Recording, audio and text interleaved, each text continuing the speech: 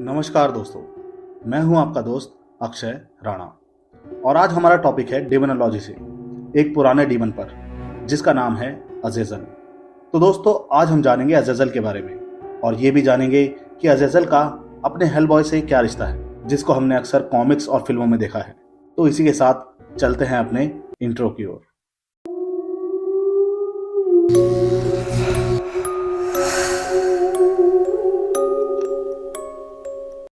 तो अज़ेज़ल को Hazazel, scapegoat, the fallen star, guardians of blacksmiths ऐसे ही कई नामों से जाना जाता है। और ऐसा क्यों है ये आपको आगे समझ आ जाएगा।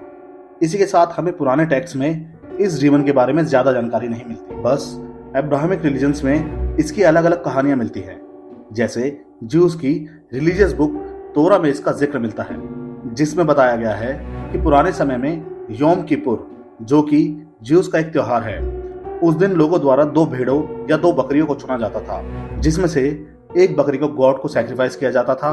वहीं दूसरी बकरी को चिन्हित करके उसके ऊपर एक अनुष्ठान द्वारा सब लोगों के पाप डाल दिए जाते थे और फिर उस बकरी को डेजर्ट में छोड़ दिया जाता था।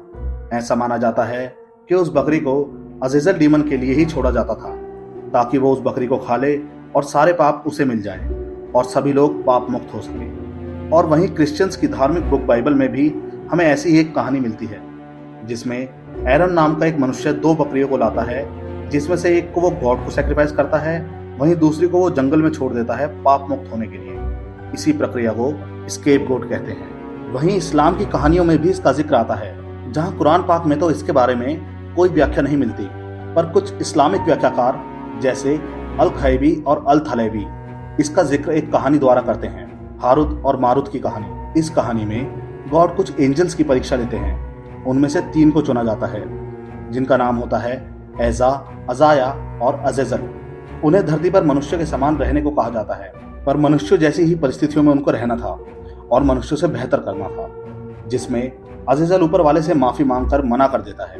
तो गॉड उसे स्वर्ग बुला लेते हैं, पर बाकी 2 नहीं मानते और अपनी परीक्षा में नाकाम हो जाते हैं, जिस पर उनका नाम बदलकर हारुत और मारुत कर दिया जाता है और हमेशा ही धरती पर रहने का आदेश दिया जाता है। अब इस डीमन की असली जानकारी हमें मिलती है ओल्ड टेस्टामेंट की बुक ऑफ इनॉक में, जहां हमें पता चलता है कि अज़ेज़ल भी एक एंजल था, लूसीफर की तरह ही। वो बहुत ही शक्तिशाली था क्योंकि वो युद्ध कला में बहुत माहिर था। उसे गॉड ने पृथ्वी पर भेजा था वॉचर बनाकर, जो कि हम मनुष्यों का ख्याल कर सके और उनकी देखरेख कर सके। अब वॉचर्स को ईश्वर द्वारा साफ साफ निर्देश दिया गया था कि वॉचर्स को केवल मनुष्यों पर नजर रखनी है।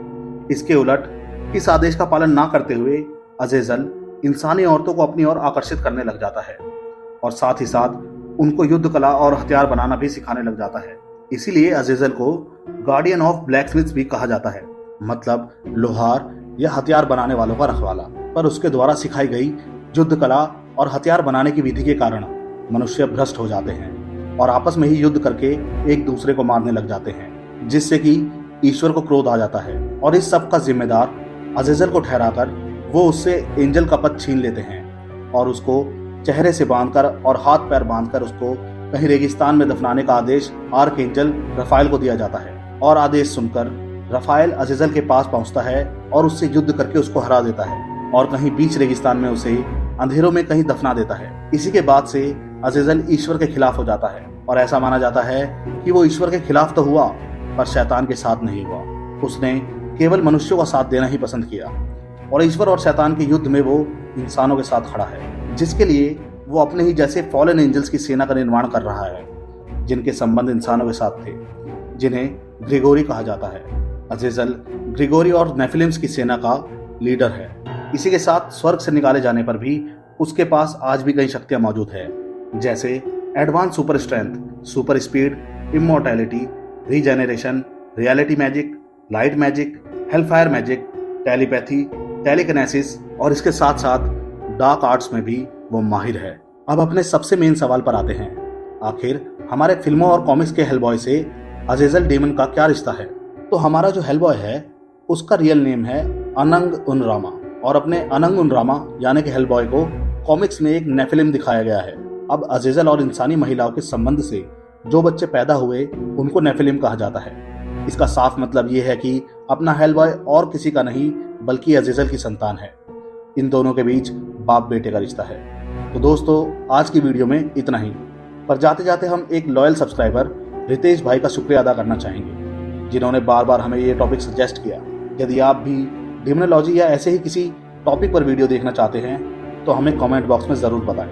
अगर आपको वीडियो पसंद आई हो तो वीडियो को लाइक करके अपना प्यार दिखाएं और चैनल को सब्सक्राइब करके बेल आइकन दबाएं ताकि आपको बार बार ऐसा कंटेंट मिलता रहे। मैं मिलता हूं आपको नेक्स्ट वीडियो में, तब तक के लिए खुश रहें, फिट रहें और देखते रहें रेड ड्रैगन चैनल को। धन्यवाद।